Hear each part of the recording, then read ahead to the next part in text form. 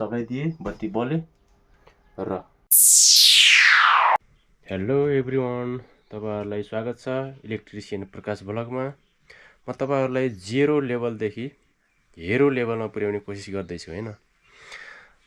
तपाईहरुले घरको वायरिङ गर्न एकदम इच्छा, म इलेक्ट्रिसियन बन्छु भनेर चाहिँ आत्मा बलदेखि नै भित्रैदेखि नै सोचिराख्नु भएको छ भने, कतै अवसर मिलेको छैन भने तपाईहरुलाई मेरो भिडियोबाट पनि केही प्रोत्साहन मिल्नेछ हैन।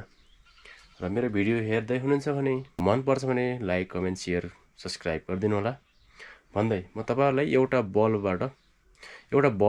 बल्बलाई एउटा स्विचले बाल्ने, त्यो वायरिङ कसरी गर्ने, त्यसलाई लाग्ने सामग्री के हो त्यो लेखिसकेको छ मैले।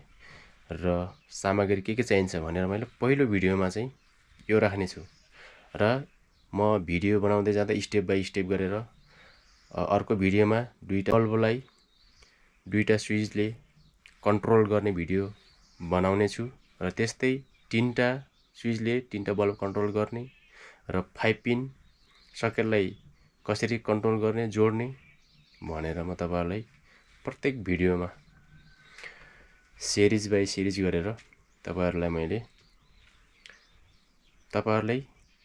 पर्फेक्ट इलेक्ट्रिसियन बनाउने कोसिस गर्नेछु मेरो भिडियोबाट। र तपाईहरुले पनि आशा राख्नुहुनेछ कि मेरो भिडियो कहिले आउँछ भनेर पर्खी बस्नुहुनेछ। र तपाईहरुलाई मैले आजको पहिलो भिडियोमा एउटा बल्बलाई एउटा स्विचले कसरी कन्ट्रोल गर्न सकिन्छ त भनेर तपाईहरुलाई भिडियोमा देखाउँछु। र भिडियो हेर्नुभन्दा पहिला के सामग्री चाहिन्छ त वायरिङ गर्ने बेला एउटा बल्ब बाल्नको लागि। Let's go. सामग्रीहरु चार्जरको बक्स चाहियो, 2 पिस चाहियो। चार्जरको बक्स 2 पिस चाहियो र होल्डर प्लेट चाहियो, स्विच प्लेट चाहियो र एंगल होल्डर चाहियो, 1 वायर क्लिप चाहियो, पीवीसी क्लिप चाहियो, स्क्रू चाहियो र लिस्टिक चाहियो र 5 वाट बल्ब चाहियो र तपाईहरुलाई वायर चाहियो र म टुल्सहरु देखाउन जाँदैछु। टुल्स गिलास चाहियो, टेस्टर चाहियो, स्क्रूड्राइभर चाहियो प्लस माइनस, मेसिन चाहियो, मसला र एक्स्ट्रा चाहियो र वायर स्टिकर चाहियो। बाँकी भिडियोमा देखाउँछु मैले। अब फिट गरेँ र यो पनि कति राख्ने हो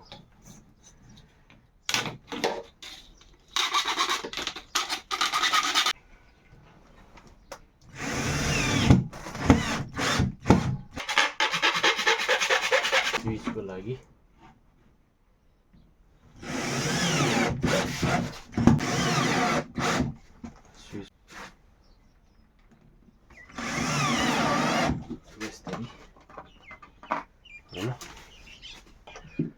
सरल भाषामा सिकाउँदैछु म।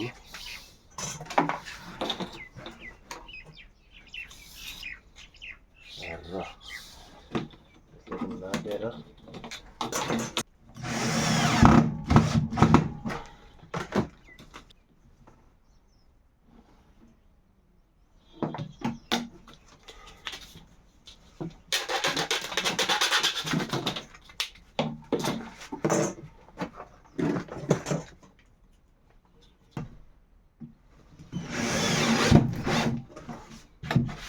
हैन, हेर्दा पनि च्याट्ट हुनु पर्यो।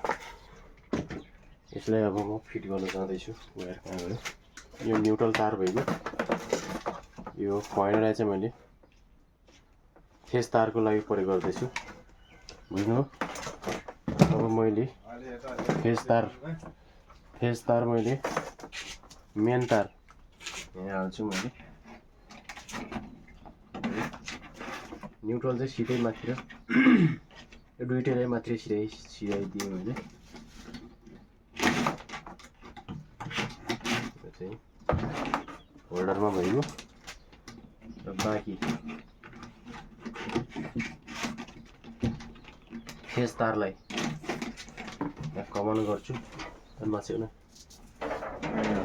कमाउनु गर्छु है यहाँदेखि अब मेन सप्लाई आइगयो फेज तार र न्युट्रल तार। अब मैले यसमा फिटिङ गर्नुभन्दा पहिला मैले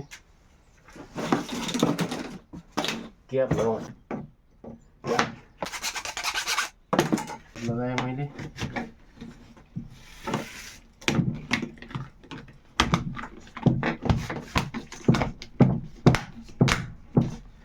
क्याप लगाएँ मैले तपाईँहरूलाई प्र्याक्टिकली रूपमा लगानी गरेरै तपाईँहरूलाई मैले सिकाएको छु।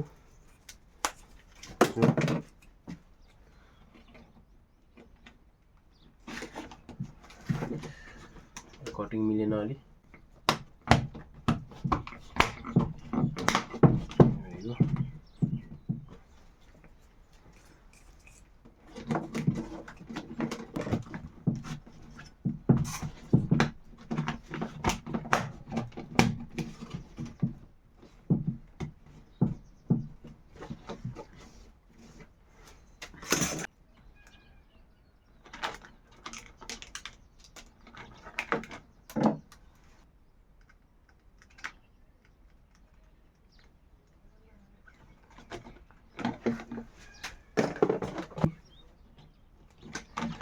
यो चाहिँ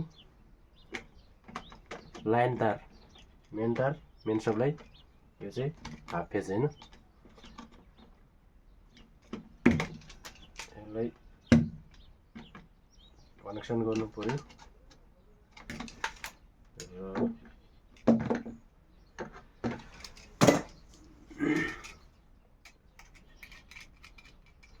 उताबाट आएको इनपुटलाई जहिले पनि स्विचको तल्लो पोइन्टमा जोड्नुपर्छ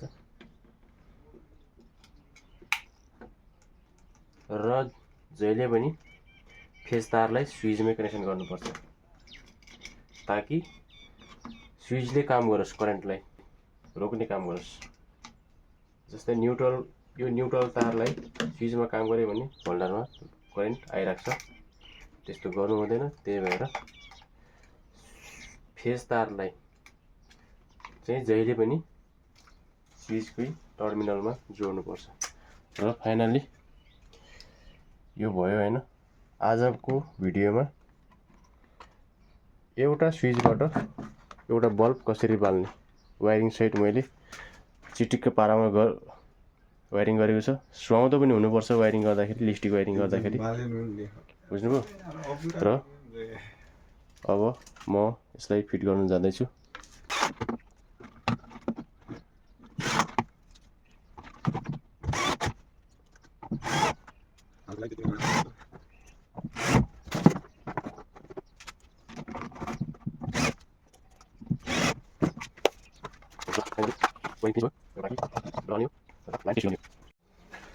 फाइनली हाम्रो वायरिङ कम्प्लिट भयो र बाँकी सप्लाई दिन मात्र बाँकी छ।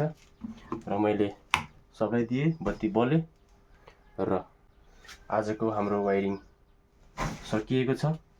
र बाँकी भिडियो 2टा स्विच 3टा स्विच र 5 पिन सकेट थप्दै जानेछु भन्दै आजको भिडियो सकियो। र बाँकी नेक्स्ट भिडियोमा तपाईहरुले अपेक्षा गरे अनुसारको भिडियो आउने छ। र तपाईहरुले घरमै बसी आफ्नो घरको वायरिङ गर्नुहोस् र अरूको घरमा पनि काम गर्नुहोस् र थोरै भए पनि आम्दानी गर्नुहोस्। र मेरो भिडियोबाट केही सिक्नु भएको छ भने लाइक, कमेन्ट, सब्स्क्राइब गर्न चाहिँ नभुल्नु नि भन्दै बाँकी अर्को भिडियोमा भेट्छु। र भेट्ने बाचा गर्दै आजको भिडियो चाहिँ यही अन्त्य गर्न चाहन्छु। हस्त बाई बाई।